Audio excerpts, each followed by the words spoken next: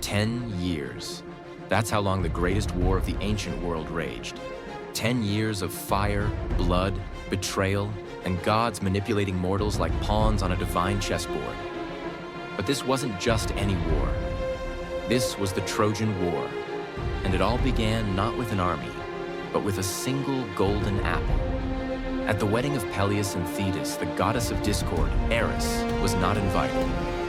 In her fury, she crashed the party and tossed an apple into the crowd, inscribed with 3 fateful words, "To the fairest." Instantly, 3 powerful goddesses claimed it. Hera, queen of the gods; Athena, goddess of wisdom and war; and Aphrodite, goddess of love. To settle the dispute, they chose a mortal judge, Paris, a prince of Troy. Each goddess tried to bribe him. Hera offered dominion over kingdoms. Athena promised unmatched wisdom and victory in battle. But Aphrodite whispered of something even more tempting. Helen of Sparta, the most beautiful woman in the world. Paris gave the apple to Aphrodite, and that decision doomed his city. Helen, however, was already married to King Menelaus of Sparta. When Paris arrived in Sparta and seduced, or perhaps kidnapped her, Menelaus was enraged. He turned to his brother, Agamemnon, the powerful king of Mycenae, who saw a chance to launch a full-scale invasion.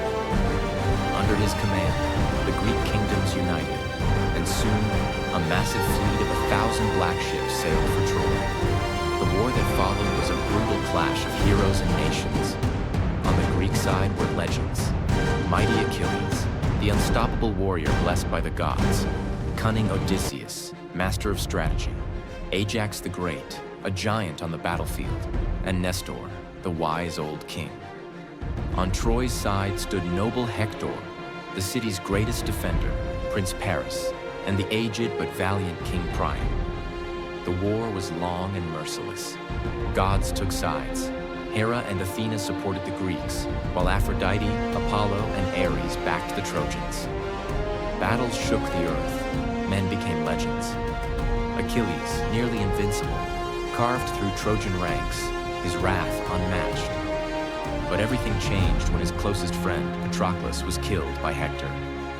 In a blaze of fury, Achilles returned to battle, slaughtered Hector, and dragged his lifeless body around the walls of Troy in a chilling display of rage.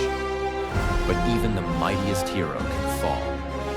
Achilles met his end when Paris, aided by Apollo, fired a single arrow into his only vulnerable spot, his heel.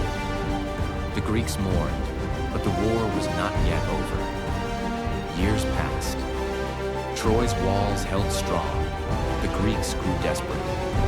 Then Odysseus, ever the trickster, conceived a plan that would shift the tides of fate, the Trojan horse. The Greeks pretended to retreat, leaving behind a giant wooden horse as a supposed gift of surrender. The Trojans, believing the war was over, pulled the horse into the city as a trophy. That night, under cover of darkness, Greek warriors hidden inside emerged, opened the gates, and unleashed hell. Troy was sacked. Its people were slaughtered, its palaces set ablaze, and its legacy shattered. King Priam was murdered at his altar. Queen Hecuba and the royal women were taken as slaves. The city that had withstood 10 years of siege fell in a single night of deception. The Trojan War was over, but its consequences echoed for generations. Odysseus's long journey home, the founding of Rome by Aeneas, and the rise of new empires all sprang from the ashes of Troy. What began with a goddess's grudge and a lover's choice ended with the destruction of a civilization and the birth of myth.